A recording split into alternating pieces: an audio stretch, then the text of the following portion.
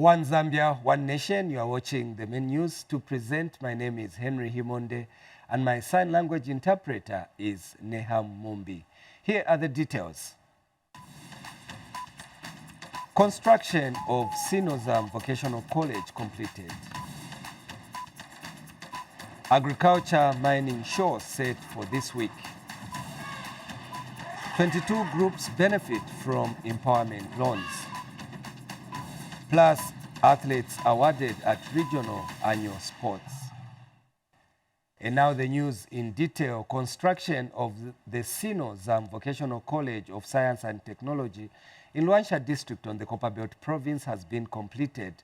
President Hakainde Hichilema is next week expected to commission the training facility which has been constructed by Luanshya Copper Mines.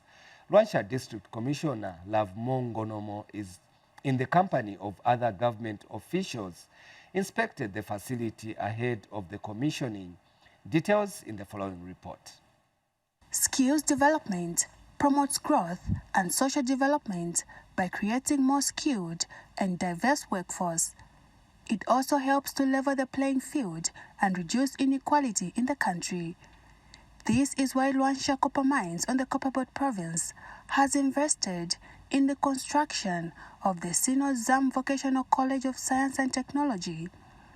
This modern state-of-the-art training facility will help develop different advanced skills not only for the miners here, but also for the ordinary Zambian citizens.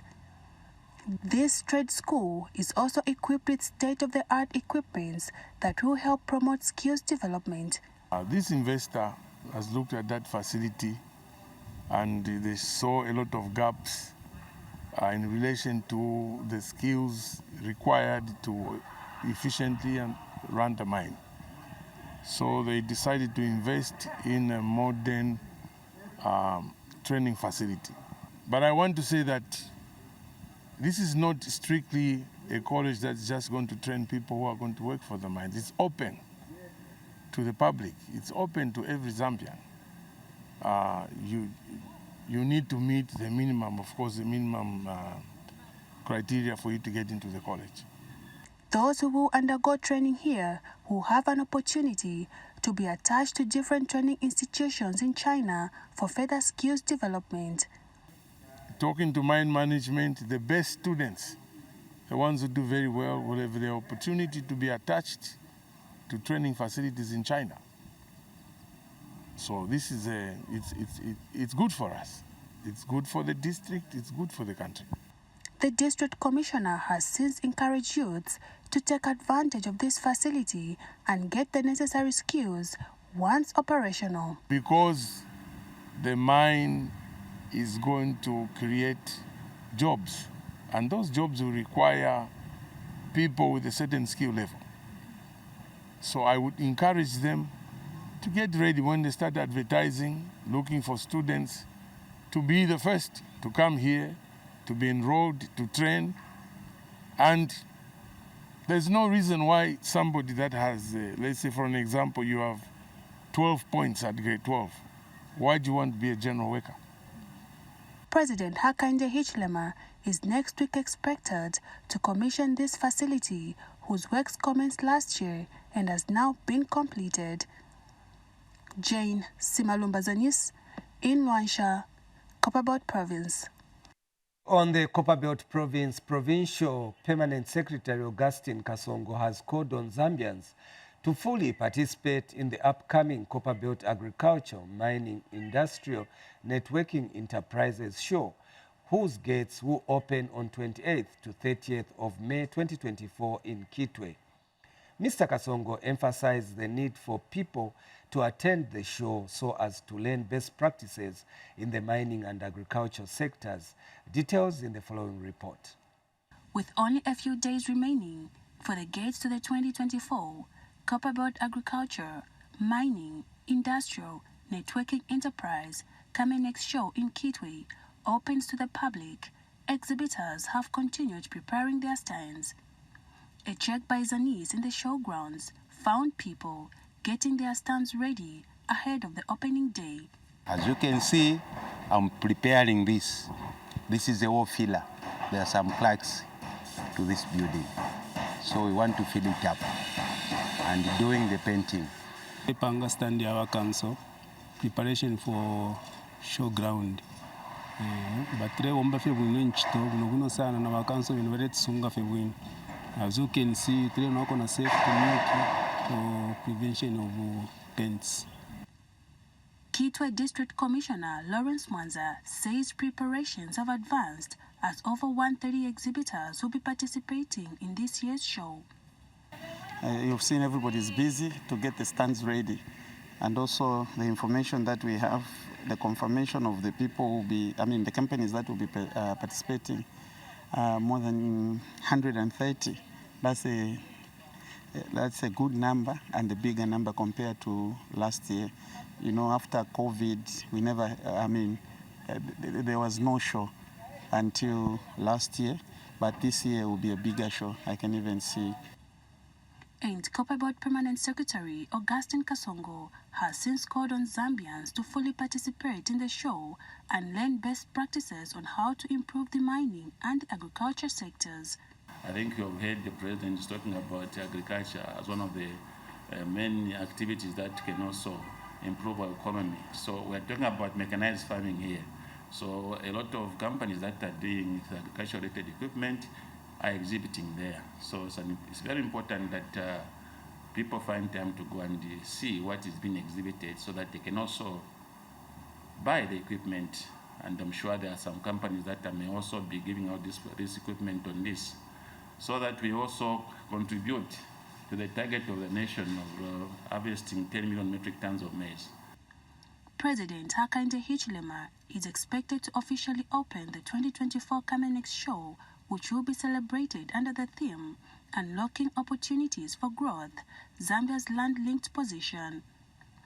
Jane Simalumba Zanis, in Kitwe, Copperbelt Province. Still on the Copperbelt Province, the search for the remaining 4 trapped miners at Microlink copper mines in Ndola is projected to conclude on Wednesday this week. Copperbelt Province Minister Elisha Matambo announced at a press briefing in Ndola that once all the miners are retrieved, burial will take place on Friday. 7 miners were trapped in January this year, and last week the search team retrieved 2 Chinese nationals and 1 Zambian. It has been 5 months since 7 miners were trapped at Microlink copper mine in Ndola on the Copper Belt. The search team has been working for the last 5 months to retrieve the miners who were trapped when this tunnel they were in was submerged in water. And last week, 3 miners were found floating in this tunnel, which has given hope that all the miners will be found. Copper Belt Minister Elisha Matambo addressed the press and that the mine management will retrieve all the miners this week. I want to announce to the nation that the operations are going on, and we've been assured that by Wednesday they'll finish retrieving all our brothers who are trapped underground. So what we have agreed together with the family members is that if they will finish the operations on Wednesday, the family members ask for a period of time to reorganize themselves. So we'll give them Thursday, and on Friday, it's a burial day. We will have a mass funeral, and all the 5 brothers of ours will be buried at the same place. Government has provided the coffins. Family members of the trapped miners are happy with the government's efforts in helping to retrieve their beloved ones. Process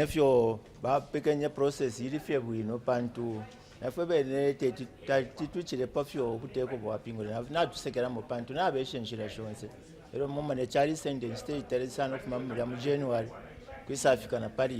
so once all miners are retrieved, they will be buried at Mtengwa Cemetery here in Ndola. Tovini Ngombe, Zanis, Ndola. And Kitwe Town Council Town Clerk Patrick Kambita says the local authority is not ready to start collecting toll fees as stipulated by the statutory instrument number 63 of 2023. The SI shifts the collection of toll fees from the National Road Fund Authority to councils. Speaking in Kitwe when the Parliamentary Committee on Delegated Legislation met Kitwe Town Council management to follow up progress of implementing the SI, Mr. Kambita indicated that the council has no capacity to collect toll fees. Let's take a look at this report. As the centralization policy becomes a reality on the ground, a lot of progressive statutory instruments have been issued. One of them is the SI number 63 of 2023, which shifts the collection of toll fees from the National Roads Fund Authority to councils. However, Kitwe City Council, which houses one toll gate, has stated that it is not ready to implement the SI, which was issued last year. This came to light when the Parliamentary Committee on Delegated Registration met Kitwe City Council management. You've said you're not ready to be collecting toll fees as a council. And you might be aware that things that you are not operating yourselves, decision makers become those ones who are operating it. And in short, you are saying NRFA should continue and the structures for NRFA should be growing. Kitwe Town Clerk Patrick Kambita said the local authority had no capacity to collect toll fees. But in terms of the actual collection, we are saying I don't think that the councils are ready, to begin to collect.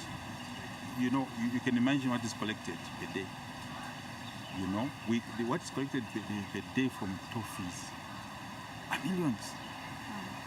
And the council is not ready to collect all those. It's such big monies. Such funds are too immense for councils to collect. So one, we do not have the kind of the infrastructure to be able to collect that money. And committee delegation leader, Remember Mutari, highlights the overall findings. So our coming here today was to come and see how the statutory instrument number 63 of 2023 is being operationalized. This is a statutory instrument that is working under decentralization to allow the councils to start collecting fees on behalf of government. If implemented, this law will enhance revenue collection for councils and enable them to improve on service delivery. Liz Ngobeka reporting for Zanis in Kitwe. Still on infrastructure, development finance expert Susiku Nasinda has praised government for making a bold step of building the 327-kilometer Lusaka-Ndola dual carriageway under the public-private partnership PPP model at a cost of $650 million. Mr. Nasinda observed that there is a global trend towards PPPs in infrastructure development, especially in countries facing physical challenges. Mr. Nasinda said this when he featured on a Zanis news television program dubbed The Issue. He emphasized the advantages of the PPP model, highlighting its ability to alleviate the financial burden on the government. He notes that the Lusaka-Ndola road is particularly significant and that Zambia will reap substantial benefits from the enhanced Lusaka-Ndola road as traffic volumes on the stretch continue to rise. On May 21st, 2024, President Hakainde Hichilema launched construction of the Lusaka-Ndola dual carriageway in Kapirimposhi, marking the beginning of the largest PPP road project in Zambia since independence. Zambia is not an island.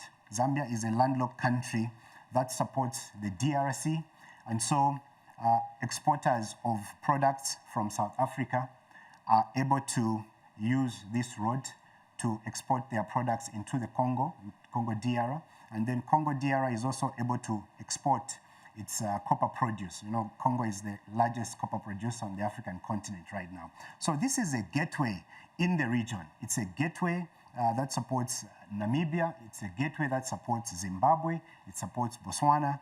And the significance of this road is that right now, Zambia has ambitious plans of scaling up copper production from the current 800,000 metric tons to 3 million metric tons annually over the next 10 years.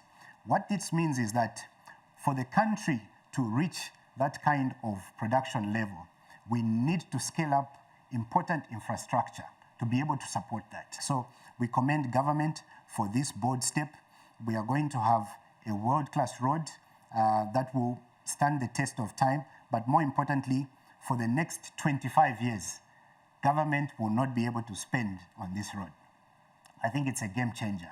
Meanwhile, Smart Zambia National Coordinator Percy Chinyama has called on the Southern African region to take the lead in developing a robust digital identity governance which can have far-reaching benefits for trade facilitation, creation of borderless countries and non-stop borders.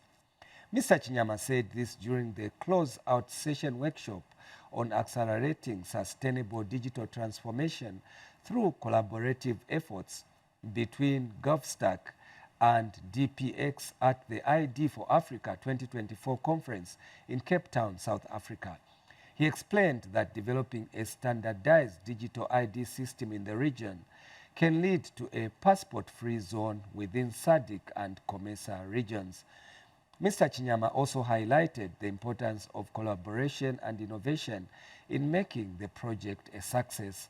He notes that it may take some time to see the benefits of the project, but indicated that by investing heavily in developing a unique digital identity governance system, the region could yield results in the next 10 years. We want to create something that will be regional, especially to take care of the standards issues. Our head of state talks about trade facilitation, borderless countries, non-stop borders. And if you think about it, this can happen if there is commonality in this very area. Because imagine you had a standardized ID in the region. You wouldn't need passports. You wouldn't need certain things that we have put as physical emblems to differentiate ourselves with other people from other countries. So it might not happen in the next year or two, but if we invest heavily now, the benefits can be there 10 years, 15 years from now with those who come after us. In Northern Province, Nsama Town Council has given out over 3.3 million kwacha as empowerment loans to 22 beneficiary groups and individual businessmen in Nsama district under the 2023 Constituency Development Fund CDF allocation. Northern Province Permanent Secretary Bernard Mpundu urged beneficiaries to use the funds as outlined in their project proposals. Here are the details. The Nsama Town Council has disbursed over 3.3 million kwacha as empowerment funds under the 2023 Constituency Development Fund CDF to 22 beneficiary groups. Northern Province Permanent Secretary Bernard Mpundu handed over the checks to beneficiaries at a ceremony held in Nsama. Mr. Mpundu reiterated government's intention to increase CDF allocations. If we are talking about decentralization, we are saying power to the people. It's not only power to the people by word of mouth. We must empower them to make decisions in their own localities. Your Highness, that's when you saw the enhancement of CDF to improve the welfare and alleviate poverty. The disbursement of the loans has cheered the local authority in Nsama district.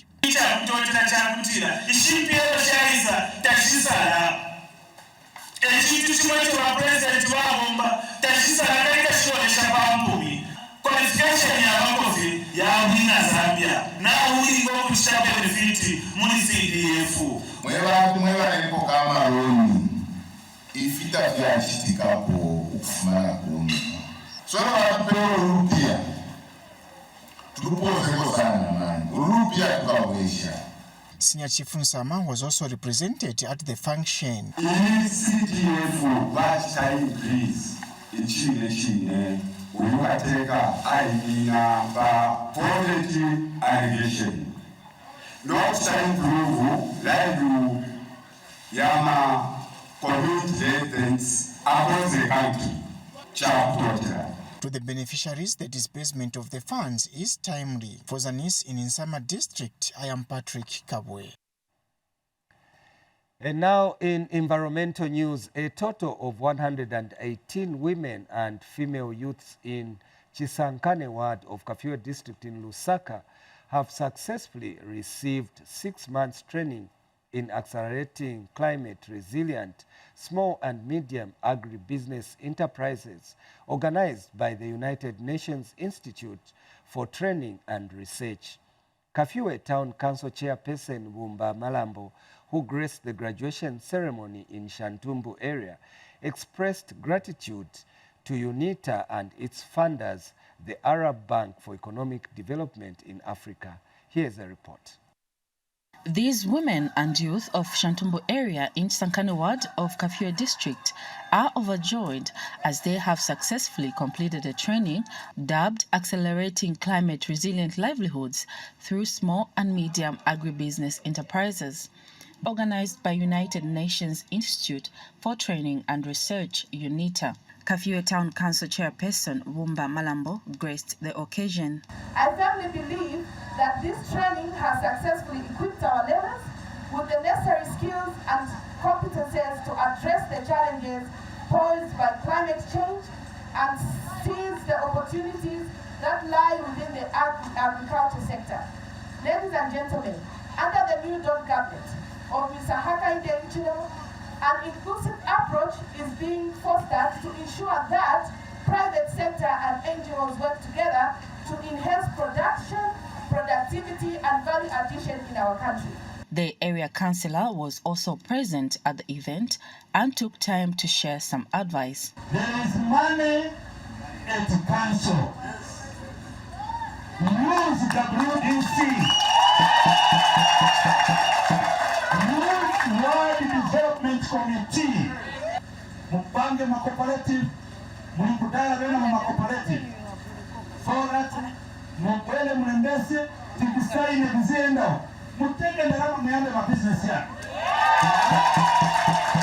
Mupayambe ma business ya. Ndiye kuti ngomene bona puzira business. Bamene bona puzira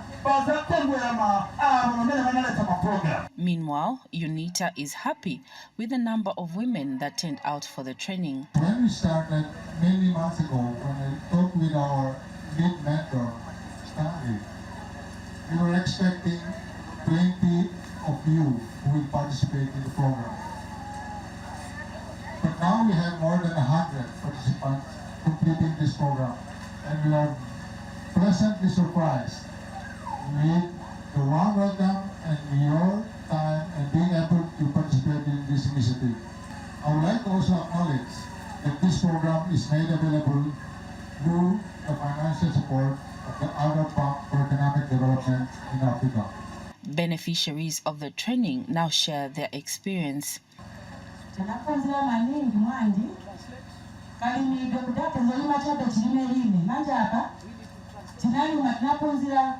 Budgeting. Ukaibaamba kulima ufunga kulemba boss mwenye wagula. Kuti muntu wa business kuliko kala chabe na business alibe ma records. Afriko kala muntu poyamba business na buku ya planning. Empowered women play a critical role in community and societal development. Shilika Chabalingula for Zanis in Kafue, Lusaka. And in Northern Province, the Lunte Town Council has started training newly formed Ward Development Committees, WCs, to build their capacity so that they can execute their mandate effectively. Lunte District Planning Officer Andrew Zimba said the orientation workshop will help remove some issues that are hindering WCs from effectively executing their mandates. Sylvia Zulu covered the orientation meeting and brought us this report. After successfully completing the formation of 62 zonal representatives, Lunte Town Council has started conducting orientations of the Ward Development Committees, WDCs, in the 14 wards. Lunte Town Council Director of Planning, Andrew Zimba, says the local authority has so far oriented 6 of the 14 wards. The idea is to try and iron out certain issues that have been hindering the WDCs from executing their mandates, including logistical issues. So we're trying to rehearse with the WDCs themselves on how best we can handle this issue so that we can attain our goals of having zonal meetings and the WDC meetings so that the community can have an input in the decisions that border on the development of their areas. So far we have oriented and capacitated 6 ward development committees from the 14, and we hope to finish this activity by Wednesday next week. And Kalungwishi Ward Councillor Marvin Musonda outlined some of the expectations from the new WDCs. Kulingana na orientation iyo twakwata pano pa Kalungwishi Ward mwamupakaoma na abantu ebo tukwete abapya ba Amazono leaders abali munchendesha pusana tulechitekera okuti twalabo mba bwino sana nokushiningisha okutila abantu shiryendala manga bashipoka bashibomfye okulingana nefyaba obwanshiko bwa government pakuti tushiningisha naifo kuti inchende ya muno mukalungwishi wadi yaya pantanshu kulingana nenchende shimbi ishweshire ikwata ama developments aya pusana. Newly elected chairperson for Kalungwishi Ward Development Committee had this to say about the orientation. I want to appreciate the lessons we are having today with our colleagues from the council. We have learned a lot, and we are still in the lessons. And this I appreciate the government for bringing this WDC development in our ward, Kalungwishi Ward. Reporting for Zanis, Sylvia Zulu in Lunte District. And in Western Province, the Department of Child Development, in conjunction with the Mungu Municipal Council Police and Zambia Police, carried out an operation on Saturday night to arrest underage patrons. Despite a heavy presence of underage patrons, the team only managed to apprehend 13 from 4 bars due to limited space to keep the juveniles. Sifoe Mwangala gives us more in this report. Child safeguarding indicates measures through which the day-to-day risks children are exposed to can be limited or completely stopped. The principle aims to ensure that organizations working with children are responsible and ensure that children are not exposed to any risks. In this regard, the Department of Child Development, in conjunction with the Mungu Municipal Council Police and Zambia Police, last evening embarked on an operation to apprehend underage patrons. About 13 children were caught up in the activity, and Western Province Child Development Officer Sibeso Mulenga has urged parents to safeguard their children. In this activity, we found 9 girls and also 4 boys with, actually someone led a girl with a baby. To add on top of that, we've also found among those children, we found a 15-year-old girl who's expecting, so which is something very serious because we're wondering why parents have to allow their children to move in the night. So really, with the coming in of the Children's Code Act number 12 of 2022, parents have a role to take care of their children and not to neglect them. Because the responsible parents should know where a child is at this time. You cannot have a child who's 15 years moving on the streets and you as a parent, you are comfortably sitting at home. So as a message to the parents, we are encouraging them to ensure that the children are actually protected and safeguarded, because even in the Act, there's a component of safeguarding where parents have a responsibility to protect their children, failure to which they'll be visited by the law. Mungu District Administrative Officer Suyu Pakabisa said the move is meant to reduce juvenile theft activities. The purpose of this exercise is to get children away from the streets, because the street is not the best place for the children. They are supposed to be at home with their parents. They are supposed to be under the care of their parents. We have had instances of children attacking people on the street. And if you were to follow those cases, these are the children that are attacking people because what are they doing on the street? They are out here to look for life, and because they cannot earn money in the right ways, they will end up doing wrong things. Despite the team finding more underage in bars, the exercise could not continue due to unlimited space and lack of a place of safety for the Ministry of Community Development and Social Services in Mongo District. The children have since been cancelled and released, while their parents have been cautioned. Sifwe Mwangala, Zanis in Mongo District, Western Province. Now, residents of Chambeshi area in Kasama district have called on government to consider developing the Von Leto Vobeck National Monument site to help preserve history. The site is recorded to be the point where German soldiers surrendered during the World War I to signify the end of the war. Taonga Nkoma has more in this report. This spot in Kasama holds a special memory in the world's history. It was at this spot on 14th November 1918 that General von Leto Vobeck, who was commanding German forces in East Africa who were fighting in the World War I, received instructions from Hector Crod, the then district commissioner for Kasama, to withdraw his forces from the war. This signifies the end of the World War I. Residents in the area are aware of the importance of this place, and that is why they are appealing to government to develop the area.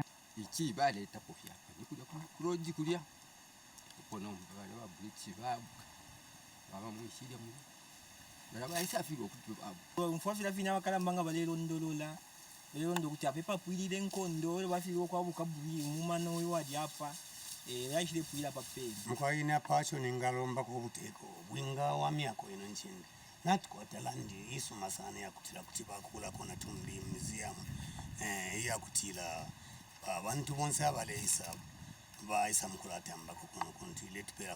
Close to the Von Leto Vobeck National Monument site is the old Chambeshi Bridge that was also bombed by the army of the colonial regime of Southern Rhodesia in 1979. National Heritage Conservation Commission in Northern Province gives a brief background of the site. As you know, the struggle for independence for Zambia was not only for Zambia.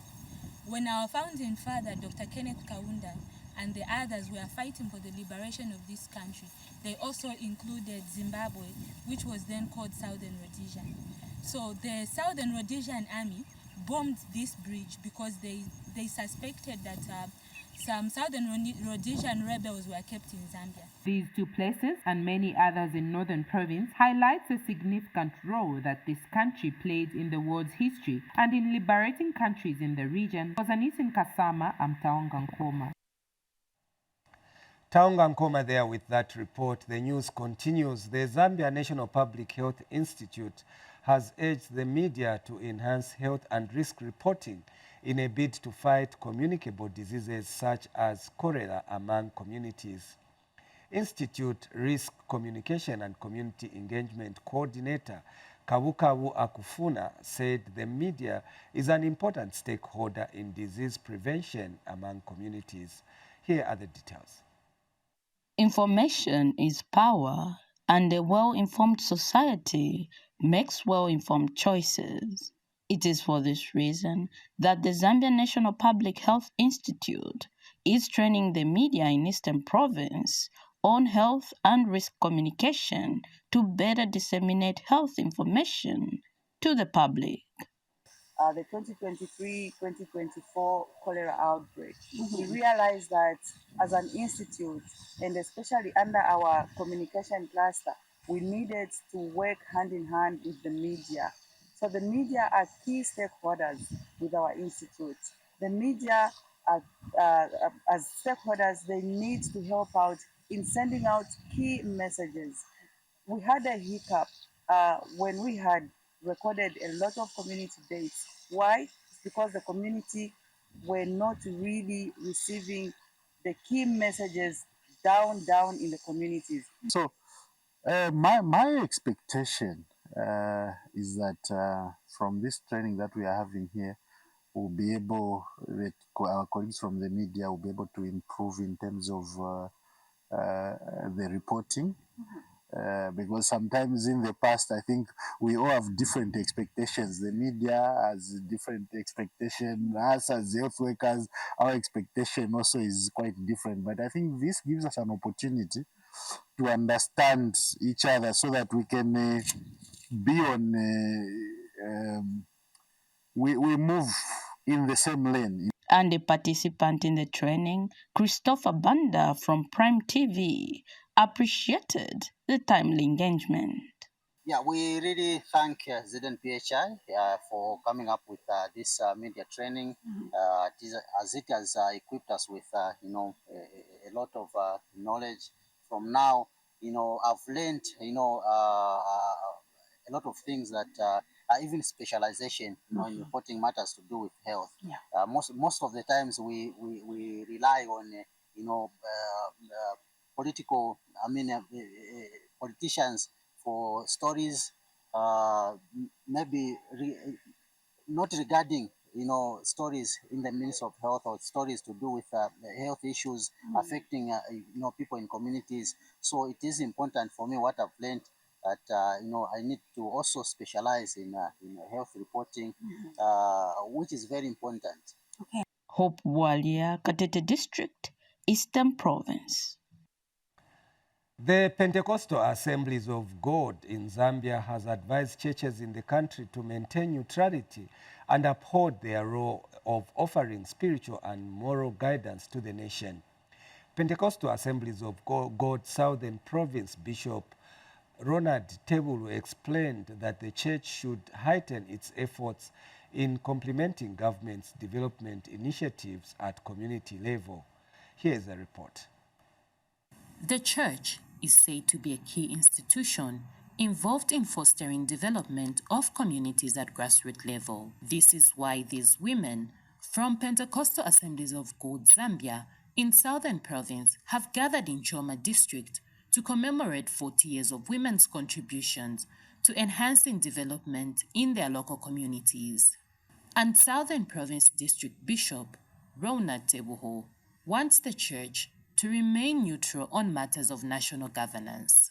The role of the church is, simply put, to pray for the nation, the leadership of this nation. Number two, our role is to give spiritual advice to the government. It doesn't matter which political party is in leadership at the moment. That is the mandate God has given us. We are here to preach the gospel of Jesus Christ on spiritual matters and also to offer morality to the nation. Mr. Tebulu wants enhanced women participation in promoting development of their local communities. Every nation prides its strength in the women. We are privileged as a nation, and as Pentecostal Assemblies of God, we have gallant women. We are encouraging our women, as it has always been, to be hard workers. And we want to see them to be more visible in our communities, or let them help the vulnerable people. It's our prayer that this is what shall become and is already becoming of our women. Sarah Nonde is Pentecostal Assemblies of God National Women's Director. The country experienced drought almost everywhere, and we have seen how the weather has changed. So we are encouraging women to go irrigation way so that at least they can still complement or supplement what the government is giving us. With the help of the women ministry in the Pentecostal Assemblies of God, we started supplying meal. We were giving to the community in churches because we cannot just rely on the government, saying the government is going to give us everything that we need. We are here to help the government. Actually, the government is us ourselves. Giseli Simsole, Zanis, Choma District, Southern Province. And finally, sports. Zambia has hosted the 60th edition of the Regional Annual Sports Awards in Lusaka.